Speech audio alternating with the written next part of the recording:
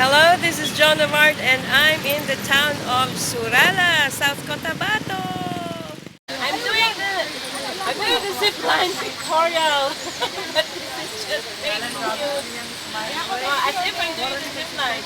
At least I'm on the harness, but not necessarily zipping down the valley. This is okay. It still has the thrill. Winning and pretend that I'm brave, but brave no more.